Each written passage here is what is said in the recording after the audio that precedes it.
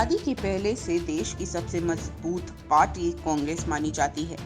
देश की एकमात्र पार्टी जिसके साथ ना जाने कितने नामची चेहरे जुड़े हुए हैं।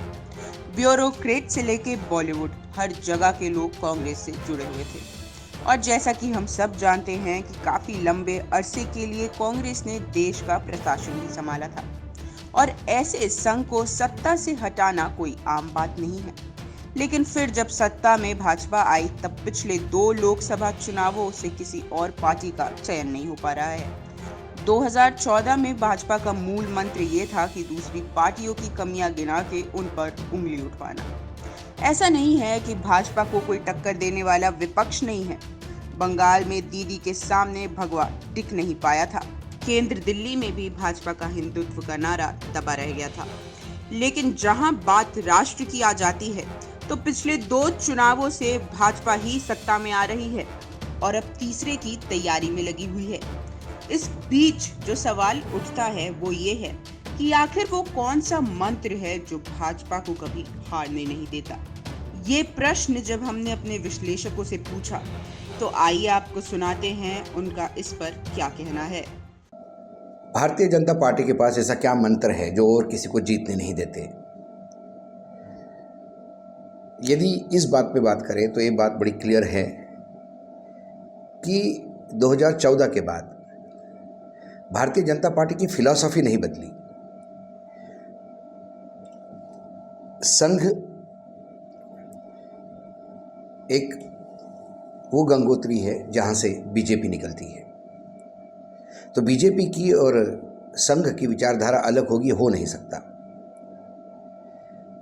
लेकिन संघ की विचारधारा को सही रूप में यदि लागू करना है तो उसे सत्ता में आना ज़रूरी होगा।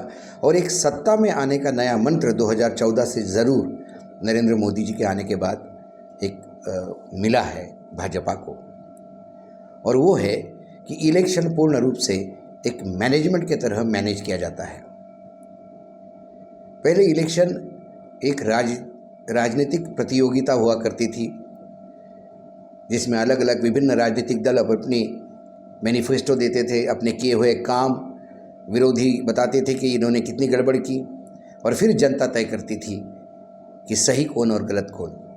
लेकिन 2014 के बाद लगातार ये देखा दिया है कि कई चीज़ें जो है वो सत्ता पक्ष पे अनुकूल नहीं होते हुए भी सत्ता पक्ष सत्ता में आ जाता है, क्योंकि कई जगह पर हम देखते हैं कि ये पूरा इलेक्शन मैनेजमेंट का जो नया कंसेप्ट मैनेजमेंट का लेके आए हैं इलेक्शन में, चुनाव में, वो विरोधियों के पास अभी पहुंच नहीं पाया या विरोधी उसको अभी आत्मसात नहीं कर पाए। उत्तर प्रदेश का चुनाव इससे सबसे बड़ा उदाहरण है। और उसके बाद जहां बीजेपी सत्ता में नहीं आती वहां उस सरकार को गिरा के एन केन प्रकरण सत्ता में आने का प्रयास करती है, और बहुत जगह वो सफल भी होते हैं।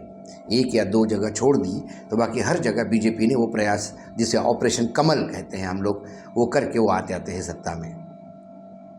संघ जरूर ये कहता है कि जो दूसरे विचारधारा के लोग अपने बीजेपी में आते हैं तो क्या बीजेपी की विचारधारा बनी रहेगी क्या? लेकिन मेरे एक पूर्व मुख्यमंत्री एक राज्य के जो अभी वर्तमान में संगठन में एक अच्छे पोजीशन पे है, जब मैंने उनसे बात की तो गलत नहीं है, लेकिन फिर संघ की विचारधारा यदि देश में लागू करनी है तो उसके लिए सत्ता में आना ज़रूरी है। तो सत्ता एक साधन है विचारधारा लागू करने का, वो एजेंडा लागू करने का। इसीलिए जब सत्ता में आना ही होता है तो फिर कुछ चीज़ें वो करनी पड़ती है जो शायद संघ जिसके लिए अनुकूल या संघ जिसके लिए तैयार नहीं है। लेकिन भाजपा ये इसलिए नहीं कह रही कि उनको सत्ता में आना है।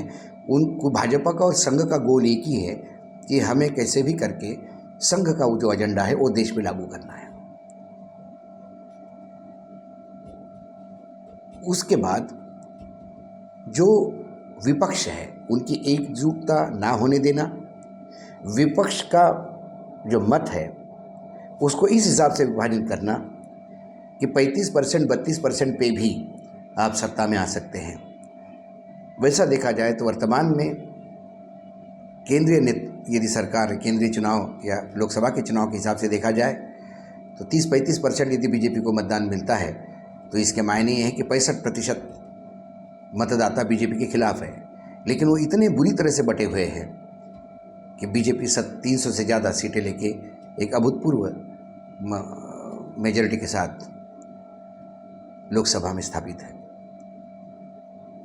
विपक्ष को कमज़ोर करने के कई तरीके होते हैं। केंद्रीय एजेंसियों का उपयोग जिस खुले तरीके से हुआ जा रहा है, यह आपसे और हमसे छुपा नहीं, लेकिन ये इलेक्शन मैनेजमेंट का एक अंग है। यदि इसको ये लेके चले, यदि वो इलेक्शन मैनेजमेंट का या चुनाव प्रबंधन का एक यदि पक्ष इसको माने तो फिर सब जायज़ है। इसीलिए वो लगातार सत्ता में बने रहते हैं, या दूसरे नेता, जहाँ नेता की कमी हो दूसरे पार्टियों से नेता ले लेते हैं, जहाँ विधायकों की कमी हो तो दूसरे पार्टियों से विधायक ले लेते हैं,